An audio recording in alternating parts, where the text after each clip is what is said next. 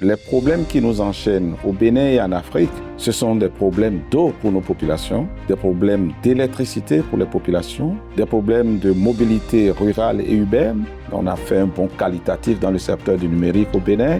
Nous disons, nous sommes un pays de liberté, nous sommes un pays de démocratie, mais désormais au Bénin, liberté devrait rimer avec responsabilité. Quand vous avez été ancien président de la République, d'office, vous avez votre siège au Sénat. Quand vous avez été ancien président de Cour constitutionnelle, d'office, vous avez votre siège au Sénat. Et vous avez 25 ans, vous êtes député, vous pouvez être élu président d'Assemblée nationale. Et si vous faites un mandat et que vous n'êtes plus président d'Assemblée nationale, 25 plus 7 désormais, ça vous fait dans 2 ans. Oui. Vous serez ancien président de l'Assemblée nationale à 32 ans, vous allez siéger au Sénat. Nul de sa vie ne peut faire plus de 2 mandats. C'est 7 ans une fois, 7 ans 2 fois et vous passez le tunnel. L'enjeu, c'est le Bénin. On ne prend aucun test pour éliminer qui que ce soit. Et j'ai une coutume de le dire sur les plateaux. Moi, je ne fais pas de guerre de personne. Nous allons démocratiquement faire le combat d'idées. Et c'est à travers le combat d'idées qu'on va voir quelle vision prospère. N'importe quel Béninois pourra critiquer le maire, pourra critiquer le chef d'arrondissement, pourra critiquer le gouvernement, mais ne pourra plus contester leur action si ce n'est pas en droit.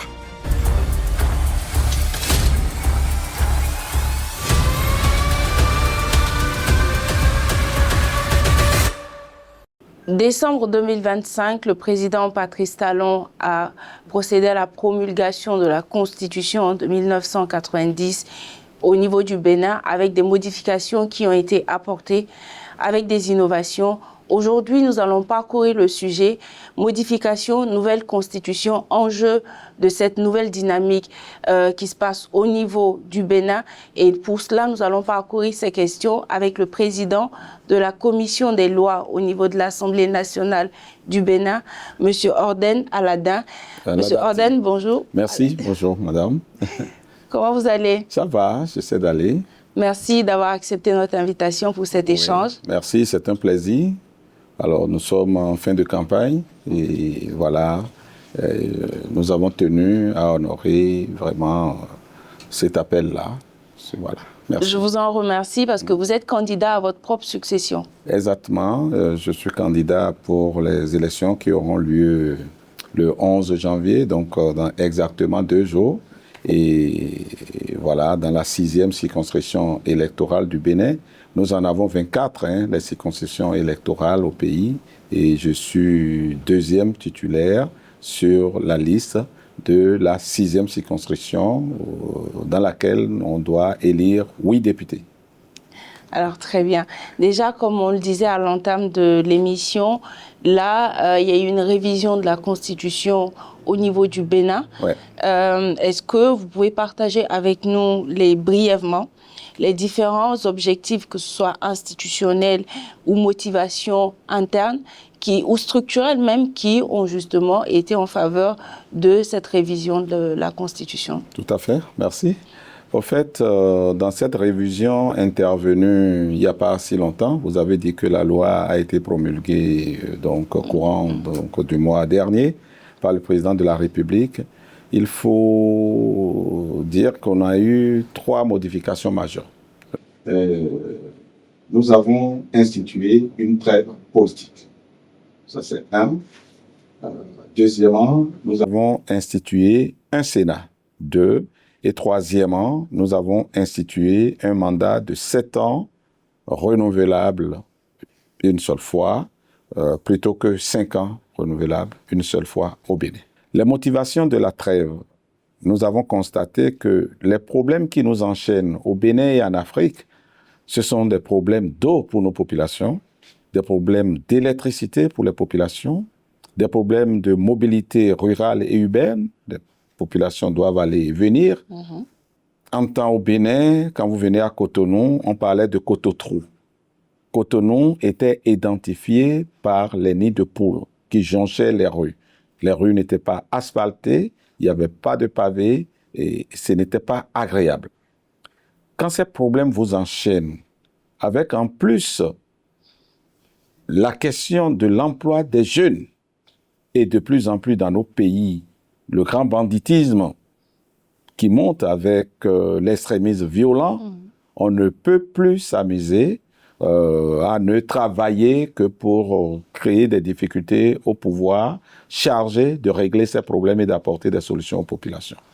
Ce que nous avons constaté depuis 1990, c'est qu'il y a un président de la République qui est élu, et après, les gens se coalisent pour le faire dégager, et puis on reprend le processus sans que les problèmes majeurs, donc tantôt indiqués, ne soient jamais abordés dans le fond. C'est vrai que cette approche-là est légion quand même au niveau de notre zone ouest africaine, où on remarque, en tout cas pour les élections présidentielles, une forme de coalition, si on peut se permettre, de chaque fois faire partir quelqu'un, mais sans pour autant faire un focus sur les problèmes réels des populations. Si ce n'était qu'à l'occasion des élections, ça aurait été mieux. C'est que dès lors qu'on élit un président de la République, on commence par contester son action. Celui qui est élu, il dit déjà dans son projet de société que quand vous allez m'élire, je vais régler les problèmes d'eau de telle manière. Je vais régler les problèmes d'électricité en faisant ceci, cela. Mais dès lors qu'il prend la moindre des décisions, on se coalise pour dire que cette décision ne sera pas respectée, que cette décision est mal inspirée. Nous avons dit au Bénin, non, quand désormais on va accorder notre confiance à un gouvernant qui va mettre en place son équipe, ce ne serait qu'à 1 an des prochaines élections qu'on commencera par faire campagne pour dire que son projet n'est pas bon et que sa gouvernance n'est pas bonne. On peut critiquer son action. On peut dire qu'il a fait telle action, que c'est bien ou ce n'est pas bien, qu'il lui fallut faire autrement, ça vous pouvez le dire.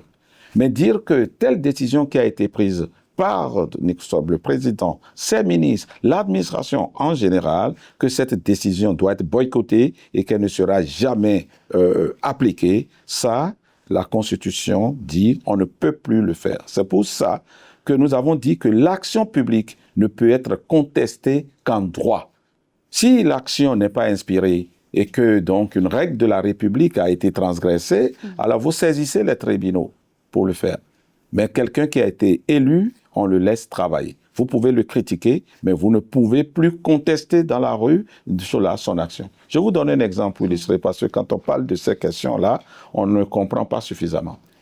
Nous avons installé au Bénin une zone industrielle pour que désormais le caoutchouc du Bénin, le soja du Bénin, le coton du Bénin soient transformés avant exportation. Mais ces industries qui sont installées doivent se nourrir de matières premières. Bien sûr. Alors donc les paysans qui produisent ces matières premières, il y a des commerçants qui ne sont pas d'ici, qui ne sont même pas dans la sous-région, qui vont se positionner dans des pays voisins pour happer cette production. On attend que l'on fixe le prix d'achat du coton, que l'on fixe au Bénin le prix d'achat du soja aux populations, pour essayer de majorer. On dit le coton est à 200 francs le kilo, on dit d'accord, nous mettons à 225, venez nous vendre ça de l'autre côté de la frontière. Et quand on fait ça, quand on laisse faire ça, nous allons tuer cette industrie naissante. C'est clair. Le gouvernement dit, donc à partir d'aujourd'hui, on ne peut plus faire d'exportation si ça ne passe pas par le port. Vous traversez la rue pour aller dans l'autre pays parce que le prix d'achat est plus alléchant, on n'en veut plus. Il y a eu des personnes qui sont politiques, qui aspirent à gouverner ce pays-là, qui vont dire aux paysans, cette décision du gouvernement n'est pas normale. Vous êtes paysan, vous avez le droit de vendre votre production à qui vous voulez. On doit protéger notre industrie. Bien sûr. Ce genre d'action, désormais, avec la nouvelle constitution, n'est plus possible. Voilà un peu une illustration pour qu'on comprenne. Pour ceux qui disent que non, on ne peut plus critiquer au Bénin, on ne serait plus en démocratie. Faux. On peut bien critiquer au Bénin, mais vous ne pouvez plus contester l'action publique au Bénin si ce n'est pas en droit. Cela m'emmène justement à une question. Celle surtout, aujourd'hui le Bénin est très engagé, surtout le gouvernement, sur la question du numérique, sur la vulgarisation du numérique. Et en face, on a une jeunesse qui est croissante, qui utilise les réseaux sociaux pour justement soit décrire une situation ou même faire une forme de contestation.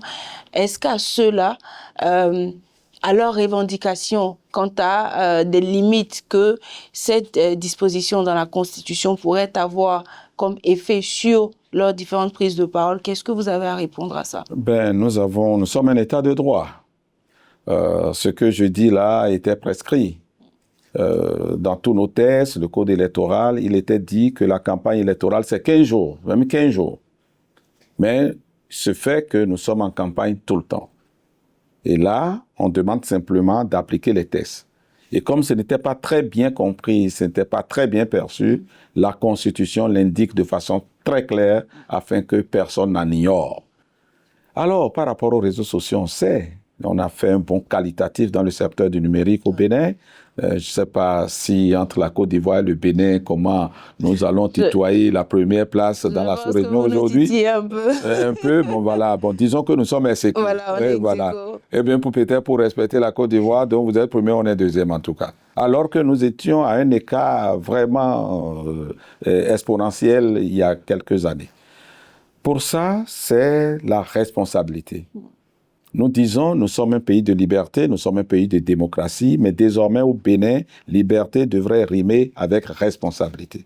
Donc, quand vous utilisez les réseaux sociaux, donc dans votre libre expression, il faut y associer la responsabilité. C'est le maître mot que je vais dire. On a voté un code ici qui fait dire que le code serait rébarbatif, chrysogène, mais je dis pas du tout. Nous avons un article qui réprime donc les excès quand on vous prend. Vous diffamez quelqu'un. Vous serez sanctionné. Alors, vous êtes journaliste et vous écrivez ce qui vous vient à la tête donc sur les réseaux sociaux et la confusion s'installe très vite.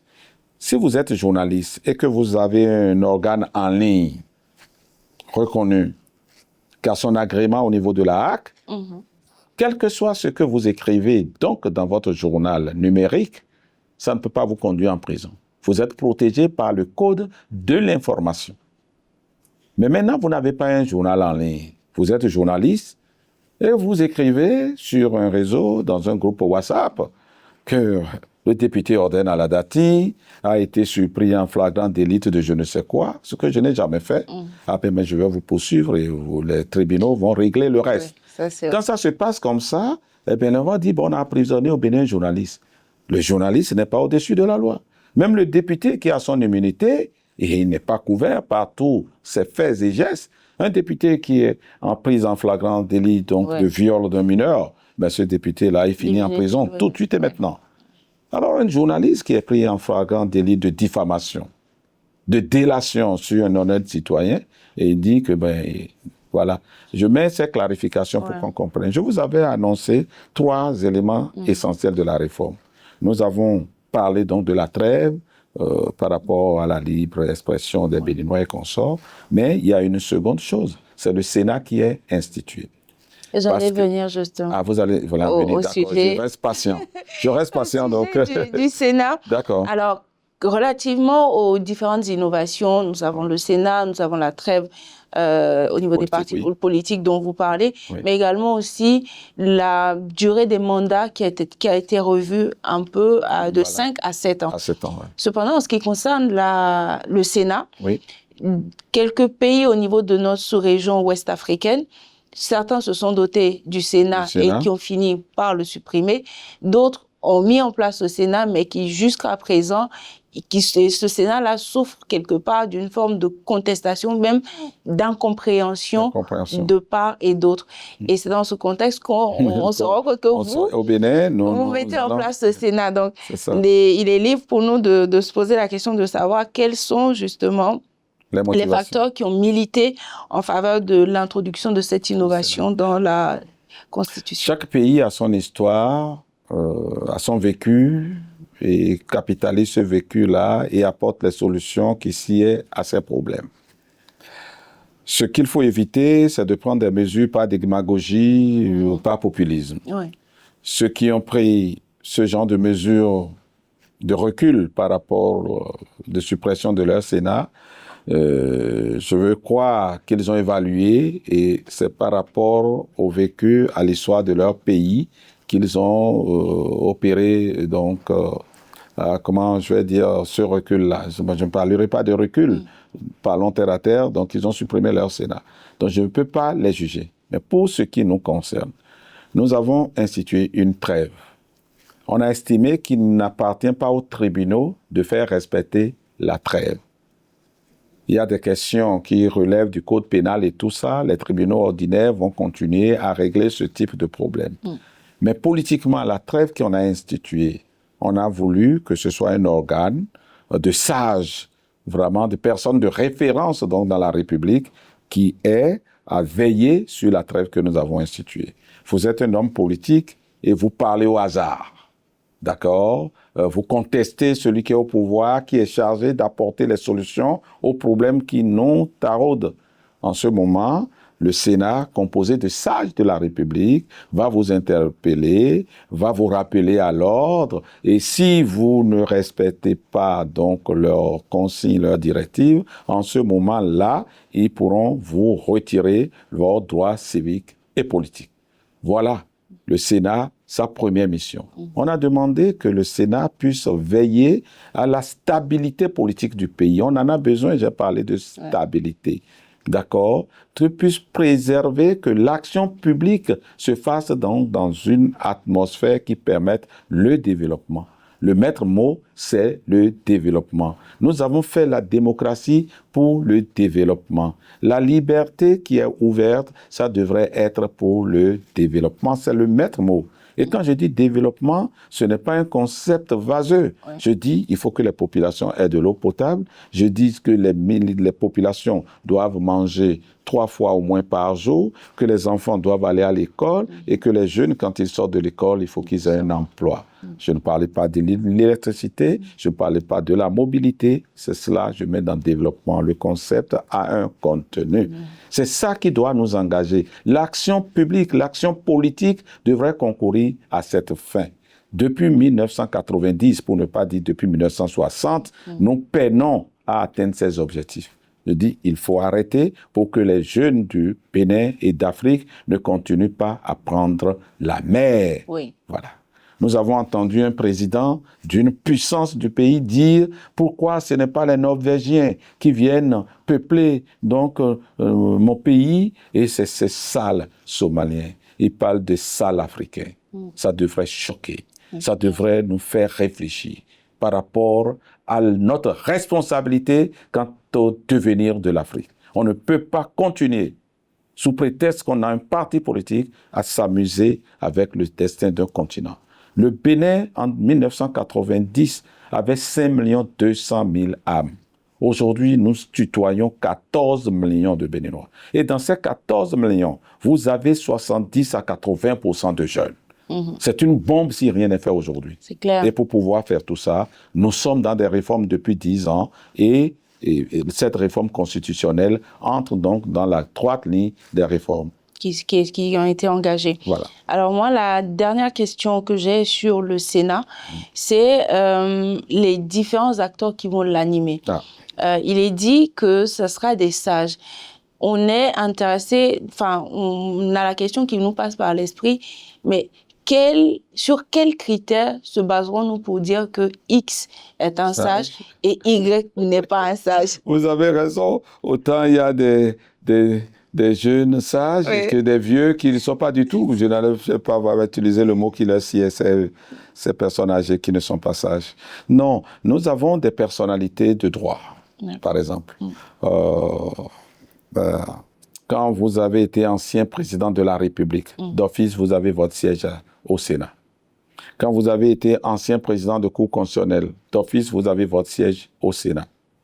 Quand vous avez été ancien président de l'Assemblée nationale, vous avez d'office votre siège au Sénat. En dehors de ça, on regarde dans le commandement militaire ceux qui ont eu à travailler dans le commandement militaire. Et qui sont à la retraite. Et qui sont à la retraite. Okay. Ce n'est pas ceux en exercice. Voilà. Ce n'est pas eux en exercice. Il y a un peu d'amalgame à ce niveau. Parce que le projet initial qui est arrivé au Parlement avait parlé donc des chefs d'état-major en exercice. Mais les députés ont député parce que chez nous, un projet, une proposition de thèse peut arriver en culotte et sortir en pantalon. Ou arriver en pantalon et sortir en culotte. Donc ça, c'est c'est une illustration de ce que les choses sont discutées entre nous. C'est quand même des collègues des deux groupes parlementaires soutenant l'action du pouvoir qui ont initié et déposé la proposition de texte au Parlement. Mais nous ne l'avons pas voté les yeux fermés. Nous avons discuté. Et sur ce point, par exemple, nous avons estimé qu'il ne fallait pas mettre les chefs d'état-major en exercice. Et nous avons convenu que ce soit au niveau de ceux qui ont été dans le commandement, que l'on regarde dans le commandement armée de terre, armée de l'air, la police et tout ce monde-là, qu'on choisisse 5 personnes qui siègent donc au niveau du Sénat. Quand on a fait leur somme, et que ça n'atteint pas 25, le président de la République et le président de l'Assemblée nationale sont appelés alors à combler le vide. Il faut qu'au Sénat, on ait au moins 25 personnes. Ça peut être plus. Si ces personnalités de droit, plus les 5 qui doivent être dégagés dans le commandement, dépassent 25, il n'y a pas de problème. Mais lorsqu'ils n'atteignent pas 25, le président de la République, ensemble avec le président de l'Assemblée nationale, il comble le reste de façon équitable. Et si le nombre à compléter n'est pas pair, l'unité est impaire, c'est le président de la République qui l'a pouvoir. OK. Alors, le sujet est tellement intéressant que de votre intervention, il y a 2 questions qui me sont venues en tête. D'accord. Alors, la première qui est relative à la question du Sénat, c'est est-ce que les décisions qui vont être rendues par le Sénat relativement à une attitude particulière ou pas, est-ce qu'elles auront une force obligatoire comme celle d'une décision juridique, ou ça sera juste à titre honorifique ou une décision non. Quand le Sénat décide de vous retirer vos droits civiques et politiques, ben, c'est comme une décision. Mais maintenant, ne rend pas des décisions d'ordre pénal et autres. Les tribunaux sont là pour y veiller. C'est cette sanction-là, on pourrait dire que d'autres instances peuvent le faire, mais quand c'est une personnalité politique, on a demandé que ce soit le Sénat qui y veille et qui puisse vous retirer vos droits civiques et politiques. Rien que ça. Quand on a fini de dire ça, le Sénat n'a pas le pouvoir législatif pur. Le Sénat ne peut pas initier des projets, des propositions de loi. Le Sénat ne peut pas le faire. Il se fait simplement que dans certains domaines, quand le Parlement a fini de légiférer, le Sénat peut interpeller. Le Sénat peut être consulté avant, quand il s'agit de textes qui concernent le code électoral, par exemple. Prenez cette révision constitutionnelle. Si demain on doit faire une révision constitutionnelle, le Sénat doit avoir son mot à dire. Et le Sénat joue un rôle d'arbitre entre le gouvernement et le Parlement. Parfois, le gouvernement peut demander au Parlement qui a voté un texte d'avoir à faire une seconde lecture du texte. C'est-à-dire une disposition, le gouvernement dit cette disposition-là, je veux que vous la repreniez parce que je ne suis pas totalement d'accord. Ça, quand ça vient au Parlement, le Parlement peut retourner au gouvernement le même texte tel qu'il a été voté. Désormais, avec l'institution du Sénat, quand ça arrive comme ça, le Sénat va arbitrer. Entre ce que le gouvernement a demandé et ce que le Parlement s'obtient à faire établir. Et en ce moment, le Sénat dira c'est le gouvernement qui a raison. Et si le Sénat dit que c'est le gouvernement qui a raison, l'Assemblée nationale est tenue de suivre. Et si donc le Sénat donne raison à l'Assemblée nationale, le président de la République recule. Donc c'est ce rôle d'arbitre-là que le Sénat doit jouer et qui est lié à notre histoire. Et chaque peuple invente son système qui lui permet d'évoluer et d'atteindre son plein épanouissement. Alors, je vais me faire l'avocate des jeunes. D'accord. L'une des questions qu'on pourrait se poser, c'est que on serait tenté de dire, mais en Afrique, en fait, le Sénat, il n'y a que de la place pour des doyens, pas les jeunes. Parce que essentiellement, que ce soit ici ou ailleurs, toujours dans la sous-région, on a pour habitude de voir que ce soit des aînés qui ont déjà mené des actions qui se retrouvent au Sénat. Les jeunes seraient tentés de se dire, mais à quand est-ce que nous aussi, on ne pourrait pas, et comme vous l'avez dit, il y a des jeunes qui peuvent être sages aussi. Voilà, tout à fait. Non, tout à fait. C'est la pratique aussi. regardez la mission confiée au Sénat. Il faut que ce soit des personnes qui, au-delà donc de leur savoir-faire, que l'on regarde un peu leur savoir-être et leur parcours. Et il faut un certain âge pour avoir un certain parcours. C'est de ça qu'il s'agit. Si vous êtes jeune, on a des présidents de la Cour constitutionnelle jeunes. Le président de mon parti a été président de la Cour constitutionnelle. C'est un jeune, hein? Le président en exercice de la Cour constitutionnelle, il n'est pas si vieux que ça. On peut être jeune président d'Assemblée nationale. C'est pas interdit. Vous êtes député, vous avez 25 ans, vous êtes député, vous pouvez être élu président d'Assemblée nationale. Et si vous faites un mandat et que vous n'êtes plus président d'Assemblée nationale, à 25 plus 7 désormais, ça vous fait dans 2 ans. Oui. Vous serez ancien président de l'Assemblée nationale à 32 ans, vous allez siéger au Sénat. Voilà. Donc, il n'y a pas de l'exclusion de la jeunesse à ce niveau. Je voudrais vous dire simplement que le Sénat qu'on a institué au Bénin, ce n'est pas par élection. Ailleurs, c'est par élection qu'on vient au Sénat. Oui. Voilà, c'est le parcours qui est visé et c'est en fonction donc de la mission assignée au Sénat qu'on l'a conçu de cette façon. D'accord, en tout cas, c'est très bien dit. En ce qui concerne les mandats, ça, c'est une autre innovation aussi qui a été introduite, c'est de passer de 5 à 7 ans. Ouais. Qu'est-ce qui motive, ou en tout cas, qu'est-ce qui a pu militer en faveur du fait de rajouter 2 années à les 5 ans qui étaient précédemment prévus? Déjà au Bénin, avec les élections générales, le législateur a souhaité qu'on n'ait plus trop d'élections. Sinon, avant, l'institution des élections générales qui consiste à organiser la même année toutes les élections majeures.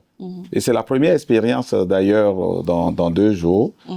En 2026, nous aurons le 11 janvier l'élection, donc les élections législatives et communales, le 11. Oui. Et 3 mois après, nous aurons l'élection du duo président de la République, vice-président de la République. Avant, ce n'était pas ça. On allait aux élections, on va faire les communales, à quelques moments, on va faire les législatives, et on était en élection tout le temps. C'est pourquoi on a institué donc, les élections générales, pour une certaine stabilité. Mais quand on a pris un président de la République pour 5 ans, prenez M. Patrice Talon, laissez le débat, il voulait faire un seul mandat, c'est dans un esprit. C'est dans un esprit de consolider les partis politiques, mettre les réformes majeures qui s'y est en place et de laisser les partis politiques faire la suite. Alors, là maintenant, nous prenons l'exemple du président Patrice Talon qui vient au pouvoir pour 5 ans. Regardez Cotonou. Je sais que, par exemple, que pour un projet d'assainissement, du Grand Nokoué. Le Grand Nokoué, c'est le littoral que vous voyez à partir de Porto Novo, qui prend en compte Cotonou et qui continue à Ouida et qui débouche un peu sur Grand Popo. Et un peu à Bomé-Calavi. Ces grandes villes-là, il faut de l'assainissement urbain dans ces grandes villes. Mais je sais que le projet, les études pour se faire, c'est 2-3 ans.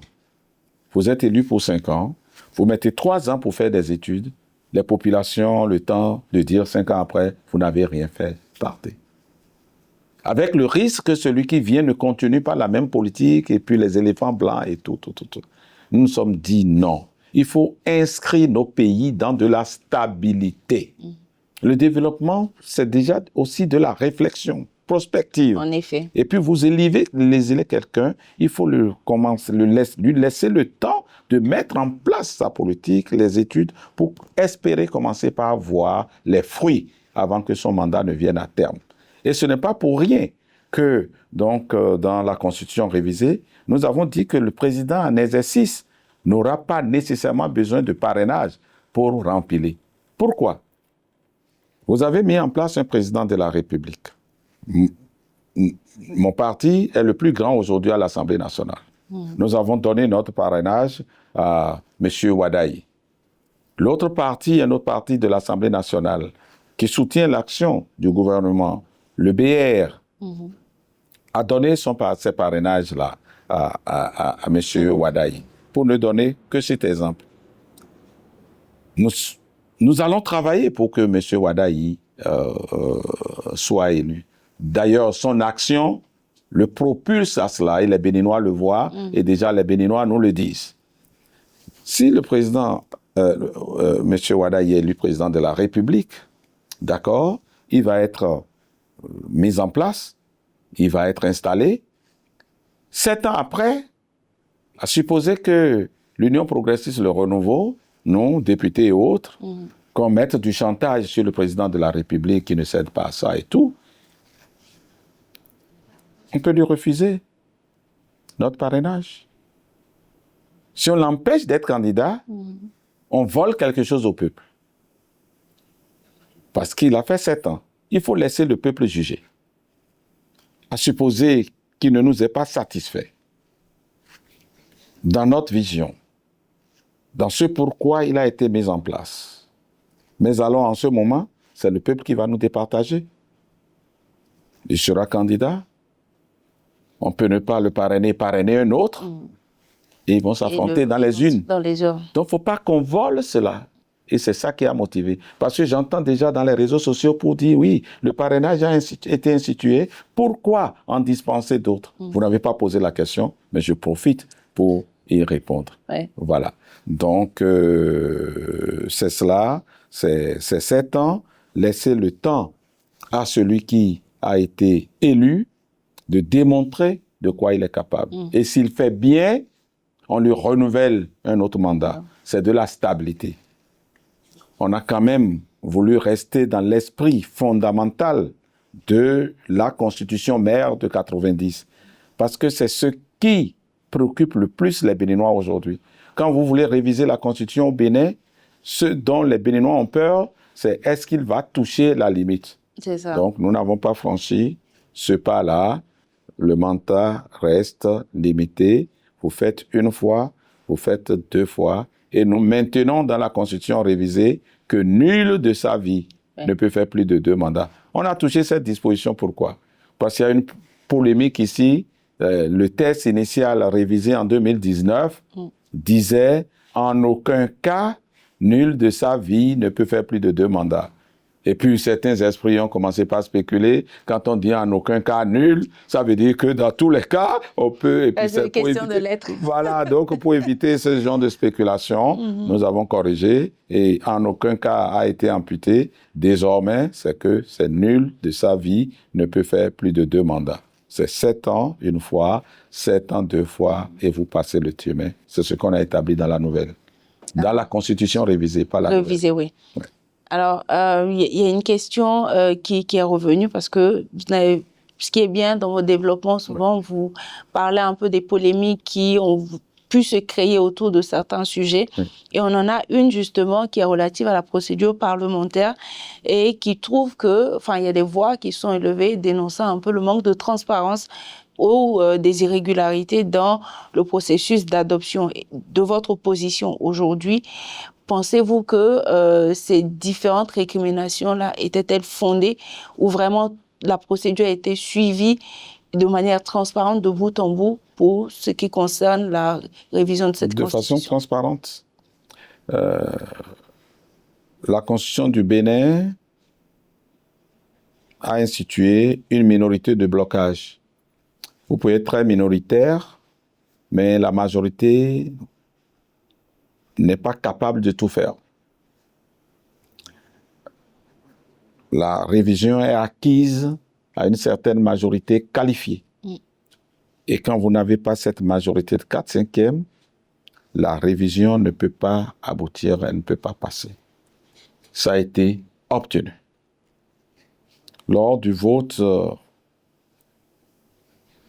de l'adoption du texte amendé par la commission que j'ai l'honneur de présider, il y a eu quelques coupures cette journée-là. Depuis le matin, même en commission, il y a eu quelques coupures. Nous sommes passés au processus d'adoption. Le bulletin, c'est secret à la tribune. On appelle chaque député qui passe à la tribune.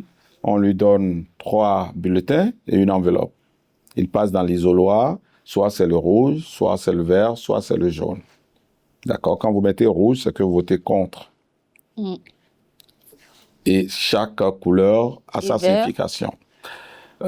Pendant que je vous parle, je crois que c'est le oui qui est le vert. Qui est le vert. Et le jaune, c'est l'abstention. L'abstention.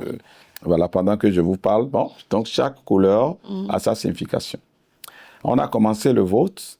Il se fait que tout le monde était passé et à 2 ou 3 votes de la fin, les 3 personnes qui allaient voter, il y a une coupure passagère. Hein. C'est le temps que le groupe reprenne.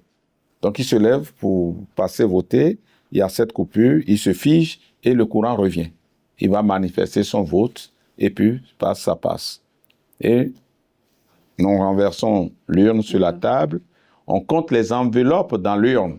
Nous sommes 109 députés, donc des procurations ont été obtenues parce que nous n'étions pas 109 présents. Ceux qui n'étaient pas présents ont laissé leur procuration. Hein.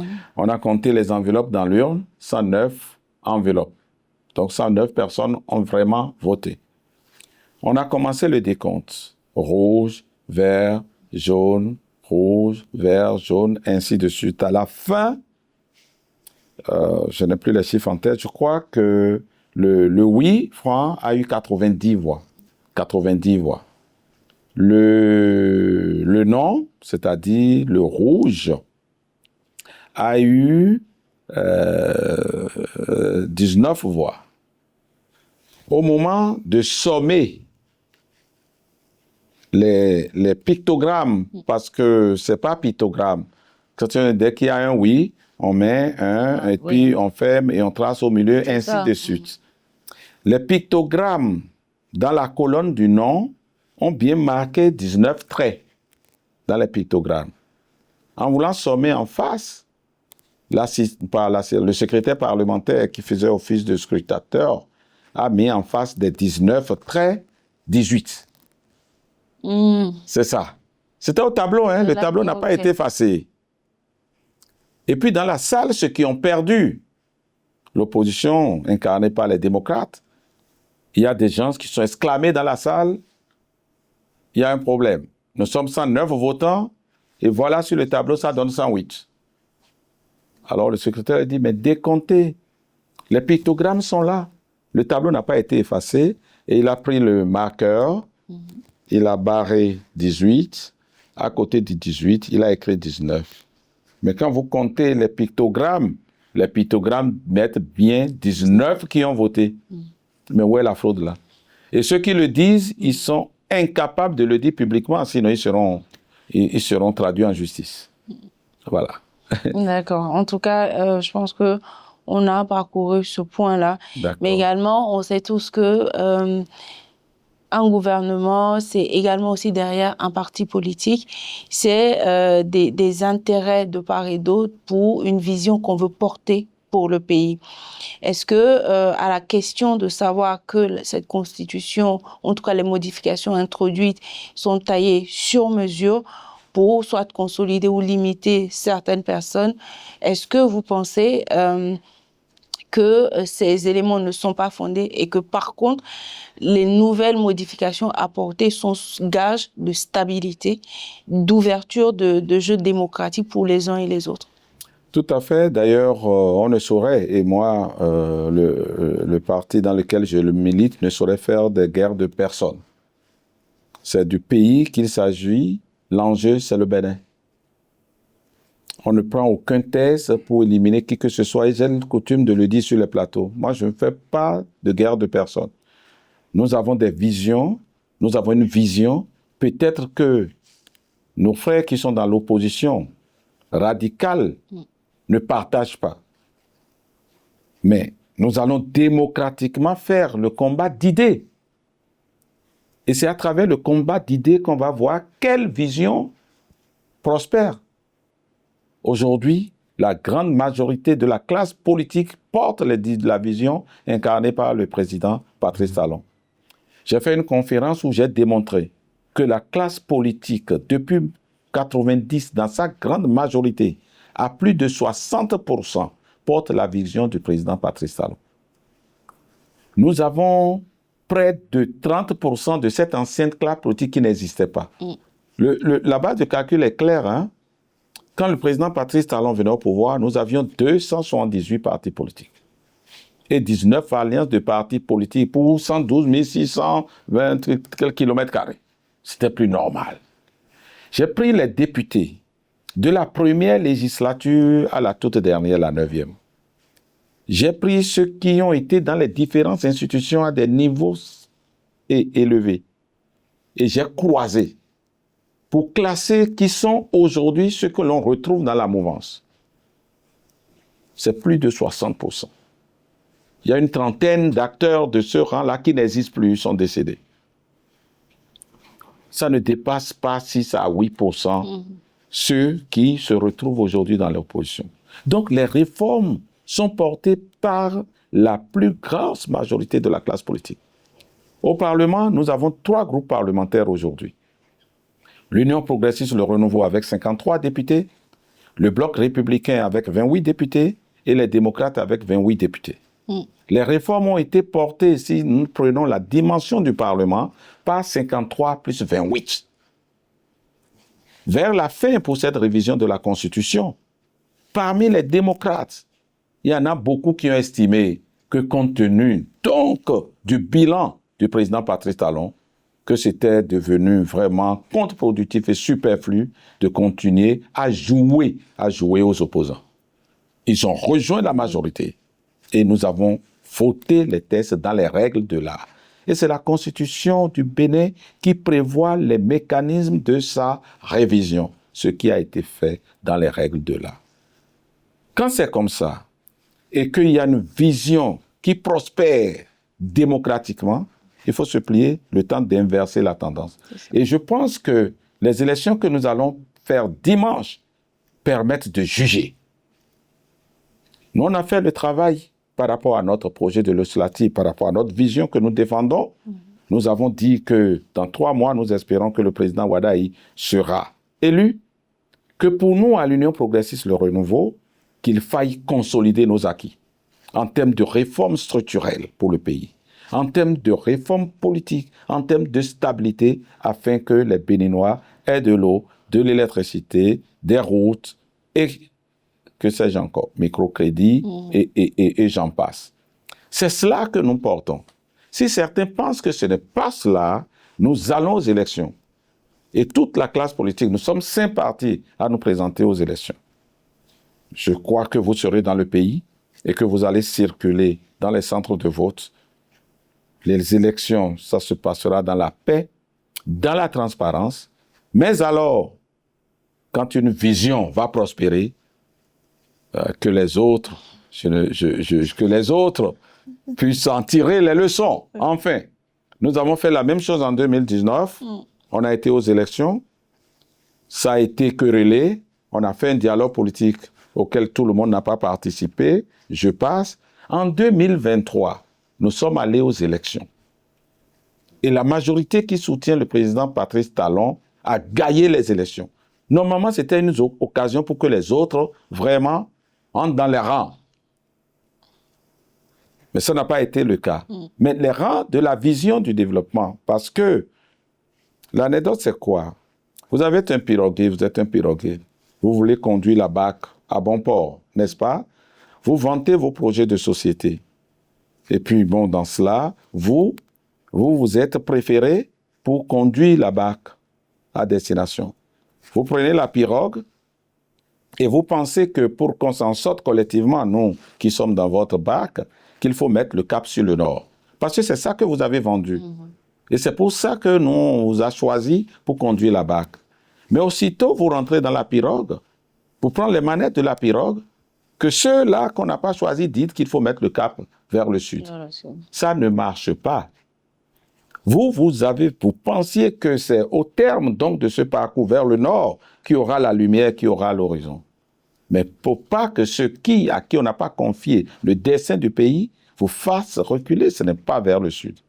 Mais par contre, je dis, une fois dans la barque, le cap mis sur le nord, un passager peut dire, piroguier, faites attention parce que mon épouse est en état, les secousses là, faites attention, et le piroguier va l'écouter. Oui. Mais si vous lui dites de ne pas mettre le cap sur le nord et de mettre le cap vers le sud, alors que ce n'est pas ça sa vision, ça ne prospère pas. Voilà le quiproquo démocratique que nous avons. Je crois que dans les jours dimanche prochain, chacun a vendu le cap qui va nous permettre de nous en sortir, d'atteindre le développement. Chacun l'a suffisamment vendu. Tout à l'heure, à 0 heure, la campagne sera terminée. Les Béninois auront le temps de mijoter les projets qui ont été vendus et dimanche, nous irons voter. Si dimanche au soir, quelqu'un gagne, les autres n'ont qu'à se plier à sa vision.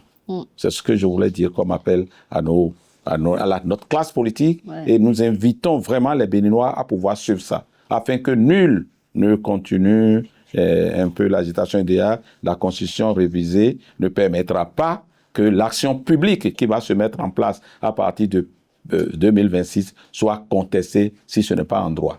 D'accord.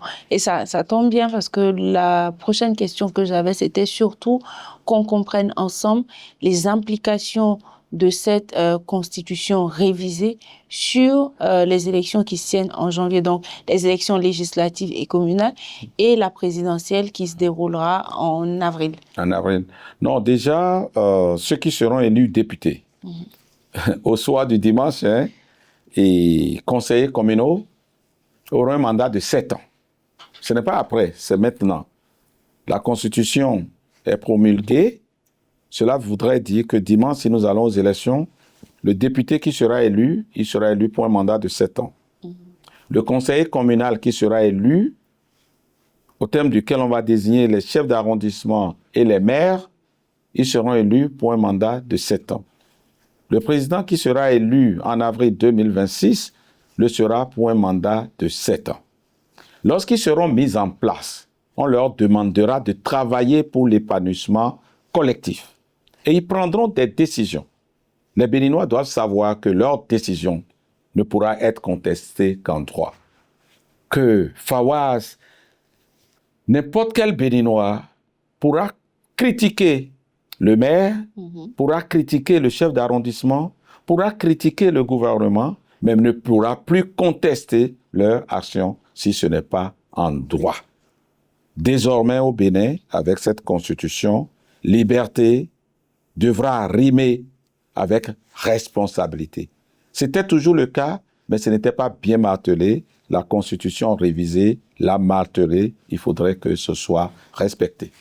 Et je pense, ce qui est très intéressant dans ce que vous dites, c'est que vous faites une nuance entre contester et critiquer. Voilà. Et je pense que là, c'est très important. Ça permettra aux uns et aux autres de mieux comprendre et de mieux se familiariser avec ces dispositions-là. Parce que c'est vrai que la confusion est vite établie. La confusion est vite établie sur le sujet. De tout ce qu'on a dit aujourd'hui, avec cette nouvelle dynamique, comment les choses seront réorganisées, l'exécutif, le bicéphalisme qu'on a, si on peut se le permettre, au niveau du Parlement, le judiciaire, comment tout ça sera articulé pour les 7 prochaines années? Il y aura des tests d'application. Le Sénat a institué par la Constitution, mais n'est pas encore installé. Je crois, je ne suis pas à l'exécutif, que le président Patrice Talon ne va pas acter les choses maintenant. Je crois, je ne suis pas dans le secret des dieux à ce niveau, qu'il appartiendra au gouvernement de prendre les textes subséquents pour que le Sénat soit opérationnalisé. Quand on a fini de dire ça, la République va continuer d'évoluer. Voilà, selon la nouvelle Constitution, les textes de la République vont continuer à être respectés. Ce qui va changer, c'est que de plus en plus, je crois que la classe politique va mettre un focus vers le développement et qu'on s'entendra pour qu'ensemble, la main dans la main, on pense à donner des réponses aux problèmes majeurs de nos concitoyens, parce que c'est de ça qu'il s'agit. Oui, c'est vraiment ça la priorité. Je pense que le bien-être des uns et des autres. Et ça, à l'entame, je disais que vous êtes le président de la commission des lois. Pour quelques moments encore, parce que l'institution de l'Assemblée est installée le 2e dimanche de février. Donc, nous sommes en janvier. En janvier. Le mandat du président de la commission des lois en exercice devrait prendre fin dès l'installation du prochain Parlement. C'est la 10e législature. Voilà. Donc, il me reste quelques jours et j'espère que je serai réélu. Et en ce moment-là, il reviendra à mon parti de dire quel rôle je devrais jouer dans la prochaine assemblée si j'étais élu. D'accord. Mais quel a été, quel est le rôle, qu'est-ce qui fait un président de la commission des lois? C'est quoi votre rôle? Quel est votre champ d'action? Vos attributs? Quel est votre domaine de compétences? D'accord. L'Assemblée nationale fonctionne à travers quelques structures que je vais rappeler brièvement. Dès lors que les députés sont installés, l'une des premières choses, c'est d'élire un bureau. Un bureau de 7 membres, un président, 2 vice-présidents, 2 questeurs, 2 secrétaires parlementaires, 7 personnes. Ça, c'est le bureau. Après, les commissions sont formées. On demandera aux députés au 109 d'avoir s'inscrit dans l'une ou l'autre des 5 commissions.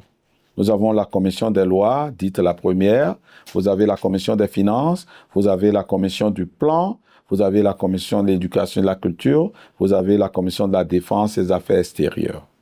Les députés ont le loisir de s'inscrire selon leur sensibilité, leurs compétences et autres dans l'une ou l'autre de ces 5 commissions. Le bureau a un droit, a le prérogative d'ajuster. Lorsque c'est très déséquilibré, quelqu'un qui est inscrit dans la commission du plan, il peut lui dire non, toi, il faut aller à la commission de l'éducation, ainsi de suite. Lorsque cet équilibre-là est obtenu, le président de l'Assemblée demande que les commissions se réunissent pour désigner leur bureau. Chaque commission, donc, va mettre en place un bureau de 5 personnes.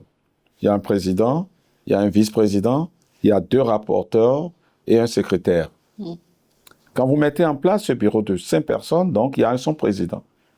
Le président, donc, commence, et c'est à lui qu'il revient de convoquer la commission. Autour de quoi? Lorsqu'il y a un projet de loi, une proposition de loi qui atterrit sur la table, donc, du président de l'Assemblée nationale, à la prochaine plénière, le président de l'Assemblée nationale affecte ce dossier à l'une ou l'autre des commissions. Les dossiers qui relèvent des lois, des codes, de l'administration seront affectés à la commission des lois. Et si la commission des lois reçoit des dossiers, les assistants les traitent et tout ça, et il revient au président de la commission des lois de convoquer les commissaires pour étudier les textes qui sont affectés à sa commission. C'est ce que les autres présidents de commission aussi font. Le règlement intérieur du Parlement nous donne simplement quelques encadrements. Vous ne pouvez pas, pour les lois ordinaires, convoquer la commission sans respecter le délai de 48 heures. Le président ne peut pas se lever pour dire « demain on se voit ». Non, il faut 48 heures pour les lois ordinaires. Quand les lois sont plus corsées que ça, le délai est plus corsé. Okay. Et puis donc, le président convoque sa commission autour des textes qui lui sont affectés. Et le président de la commission, donc, dirige les discussions. Et quand on est en commission, c'est au président que vous parlez. Et sur les affaires qui concernent le gouvernement est représenté donc dans les travaux de la commission. Depuis qu'on a donné de nouvelles dimensions au Conseil économique et social, désormais, un représentant affecté vient du Conseil économique et social participer aux travaux des commissions. Et quand la commission finit son travail, la commission pond un rapport. Le rapport est co-signé par un des 2 rapporteurs et le président de la commission, obligatoirement. On ne peut pas déposer un rapport sur la table du président de l'Assemblée nationale s'il n'est pas signé du président, mais d'un vice-président, parce qu'il y a un vice-président aussi. Quand le président est absent, le vice-président peut signer le rapport. Donc, le rapport est déposé sur la table du président de l'Assemblée nationale et distribué à tous les députés. Et c'est le président qui a le maillot. Quand un rapport est convoqué en plénière, le président de la commission et son rapporteur sont appelés à venir défendre le rapport. Donc, vous êtes installé devant le président de l'Assemblée nationale, le bureau, et puis vous présentez votre rapport, les députés réagissent, vous répondez et tout, et puis après, si votre rapport est adopté, c'est bon, on passe à l'étude du texte tel que vous l'avez amendé en commission, voilà. Donc, globalement, voilà le travail du président de la commission des lois. C'est très riche comme voilà. activité. Voilà. En tout cas, merci beaucoup, monsieur. Orden Aladati. Monsieur Aladati, pour justement avoir accepté cet échange-là. Nous sommes au terme de notre discussion. Et en termes de dernière question, ce que je souhaiterais vous demander, durant tout l'échange, on a senti quelqu'un qui comprend le fonctionnement des partis politiques, quelqu'un qui est épris des questions de développement, de stabilité, mais surtout des projections sur les prochaines années en ce qui concerne un Bénin beaucoup plus développé, solide, avec des réformes structurelles. Si vous avez un message à adresser à vos concitoyens béninois afin de les rassurer et de surtout renforcer la confiance qu'ils devraient avoir vis-à-vis des institutions, ça serait quoi? Ce serait de dire aux concitoyens que c'est pour eux que nous nous engageons, et surtout les plus jeunes. Ne faisons pas les choses pour nous-mêmes. Nous ne faisons pas les choses exclusivement pour aujourd'hui. Il y a aujourd'hui, mais il y a surtout demain. Je vous ai dit que la population béninoise, qui tourne autour de 14 millions d'habitants aujourd'hui, est composée dans sa grande majorité de jeunes, soit 10 à 80%. Donc, on ne peut pas voir simplement le bout de notre nez et faire les actions. Les actions sont projetées dans l'avenir. Et il n'y a pas d'action qu'on ait engagée aussi aujourd'hui qui ne soit au profit des jeunes. C'est ça. Toutes les réformes qui sont mises en œuvre au niveau économique, au niveau de l'amélioration de la qualité de la gouvernance, au niveau politique, c'est pour les jeunes qu'on le fait. Il faut sécuriser ce pays-là. Il faut inscrire ce pays-là dans la stabilité. Ce n'est que dans la stabilité que les entreprises vont prospérer. Les opérateurs privés n'investissent jamais dans les pays instables. Il faut le savoir. Et ce n'est pas le gouvernement qui est le principal pourvoyeur de l'emploi. Si nous sommes dans un pays où il n'y a pas d'entreprise, qu'il n'y a pas d'investissement, il n'y aura pas d'emploi. Donc, je demande aux citoyens du Bénin, surtout aux jeunes, de croire en ce qui est fait. Ils ont déjà vu ce qui a pu se faire depuis 10 ans. Nous avons dit ensemble qu'il faudrait que l'on s'inscrive dans la durée. Nous avons désigné, identifié, investi pour vous un candidat jeune. Je crois qu'ensemble avec lui, nous allons amener le Bénin plus loin et consolider ce qui est en cours depuis 10 ans. Nous comptons sur vous pour le faire et ensemble, le Bénin étonnera et étonnera davantage. Mesdames et messieurs, nous sommes au terme de ce numéro de la grande interview de Fonyo Maïmouna Koné, où nous avons pris plaisir avec M. Aladati et parcouru toutes les questions relatives à la nouvelle dynamique engagée au niveau du Bénin quant aux révisions qui ont été intégrées dans la Constitution. Et ça a été l'occasion aussi pour nous de parcourir les questions de développement, mais surtout de rassurer les uns et les autres sur les différentes dynamiques et les textes pour lever tout équivoque. J'espère que ce numéro vous aura plu. Je vous donne rendez-vous pour un nouvel épisode de la grande interview de Fonyo Maïmouna Koné. À bientôt.